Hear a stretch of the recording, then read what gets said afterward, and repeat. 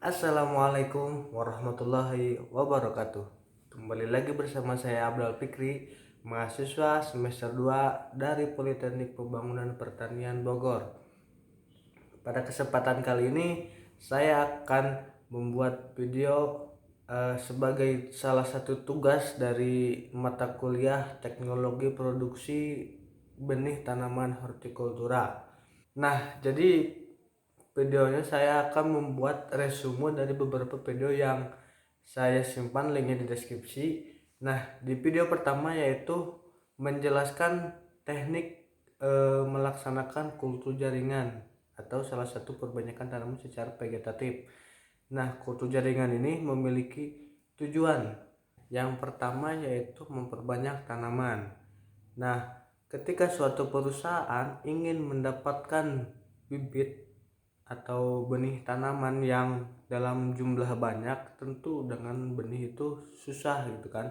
Misalkan benih tanaman-tanaman yang tidak menghasilkan benih. Nah, dengan adanya teknik kultur jaringan, perusahaan tersebut bisa dengan mudah dan cepat mendapatkan benih tersebut atau bibit tersebut.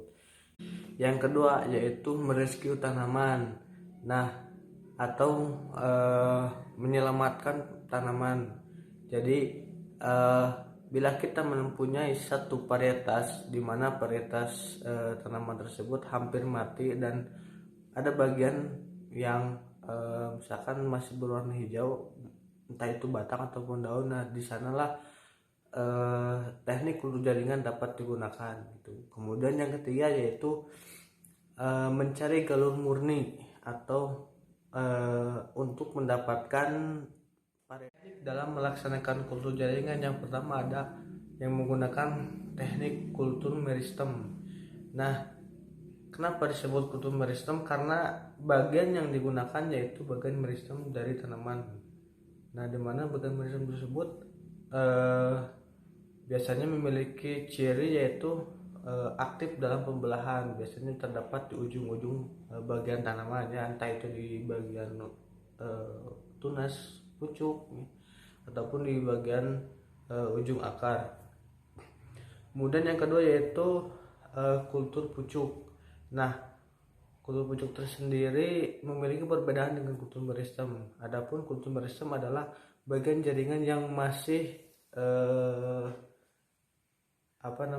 masih belum mencapai fase pucuk, sedangkan untuk pucuk tersendiri adalah bagian yang sudah memiliki jaringan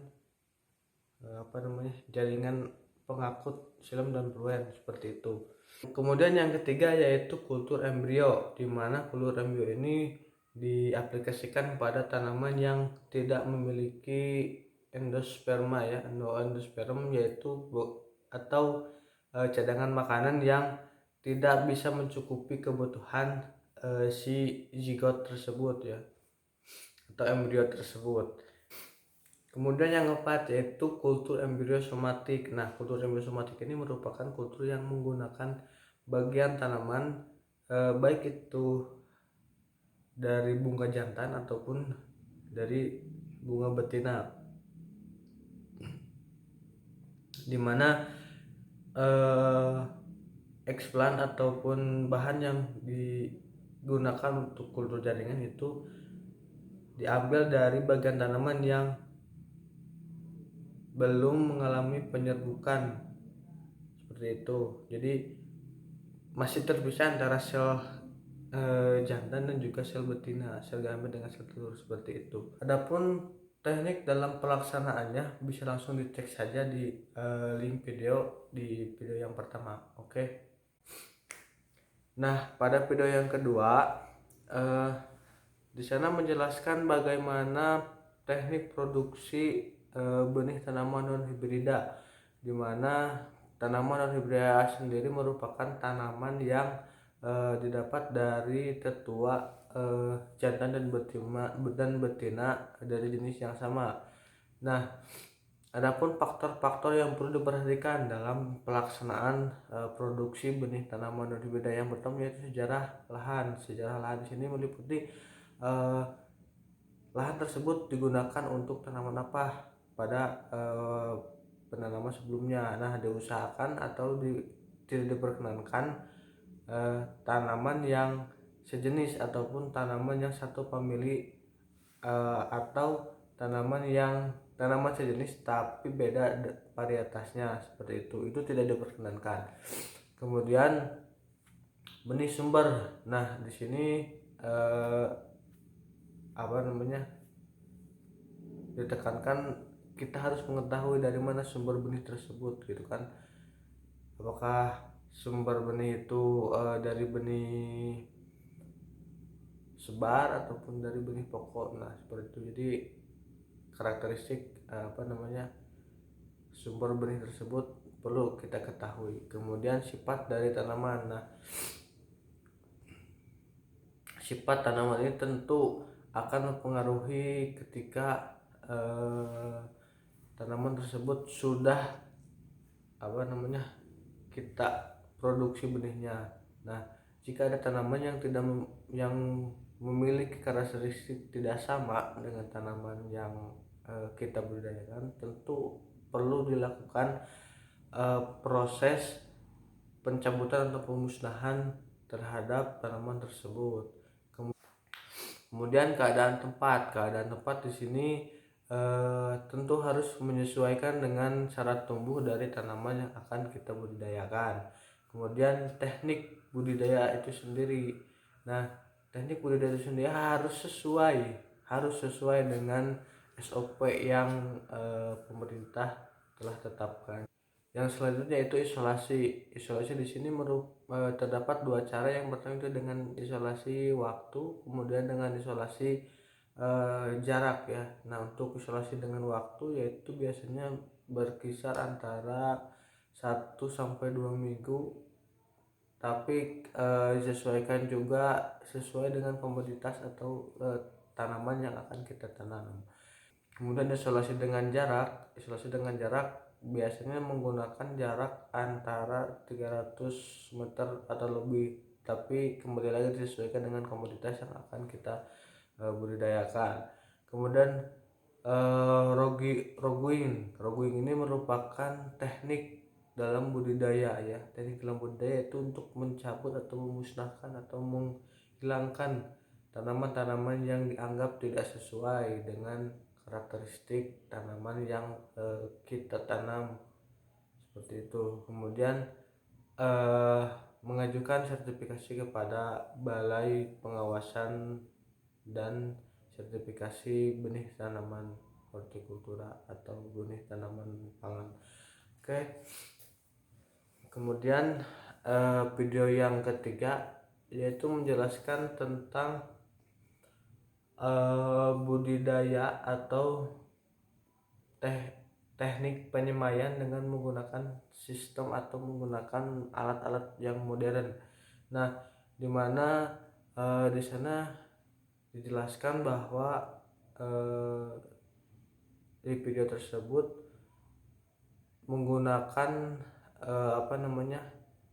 wadah-wadah untuk persemaian benih padi, di mana nantinya benih tersebut akan ditanam di sawah atau di lahan menggunakan transplanter ya.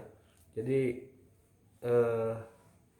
persemaian tersebut bertujuan untuk menyediakan bibit untuk penanaman menggunakan mesin transplanter. Nah, pada video yang keempat di sana menjelaskan teknik budidaya produksi benih untuk tanaman hibrida, benih jagung hibrida, di mana perlu kita memperhatikan beberapa faktor. Yang pertama yaitu tanah yang digunakan haruslah tanah yang gembur ya untuk budidaya tanaman jagung, itu secara standar ya. Kemudian tersedia sumber air, di mana dalam produksi atau penanaman jagung, budidaya jagung biasanya dilakukan di lahan atau tempat-tempat yang memiliki eh, apa namanya jenis tanah yang kering. Hanya tanaman jagung sendiri perlu pengairan, jadi sumber air harus tersedia di area ataupun di daerah tersebut, seperti itu. Kemudian yang ketiga yaitu lahan tidak tergenang. Seperti yang tadi saya bilang, bahwa untuk tanaman jagung itu sendiri memiliki keinginan atau syarat tumbuh yang optimal itu dia ditanam di di tanah yang kering, tapi tidak kekurangan air gitu. Kemudian untuk ketinggian tanaman jagung biasanya di bawah 1000 meter ya. Di bawah 1000 meter itu masih terbilang optimal gitu untuk pertumbuhan tanaman jagung. Kemudian tanaman harus terisolasi. Nah, seperti pada video sebelumnya, bahwa untuk cara mengisolasi tanaman tersebut yaitu dengan menggunakan dua cara, yaitu dengan waktu kemudian dengan jarak. Nah, untuk jarak pada tanaman jagung ini sekitar 300 meter ya untuk jaraknya. Itu pun harus harus melihat kondisi arah angin gitu kan. Seperti jangan menanam tanaman yang beda jenis kemudian menghadap ke jenis lain, itu anginnya. Jadi nantinya dikhawatirkan akan terjadi penyerbukan silang dengan jenis yang lain, seperti itu yang tidak diinginkan tentunya. Kemudian dengan waktu. Nah, dengan waktu di sini caranya yaitu dengan menanam lebih dahulu jenis tanaman yang lain, kemudian menanam jenis tanaman yang akan kita usahakan. Nah, untuk penanaman sendiri biasanya tanaman jagung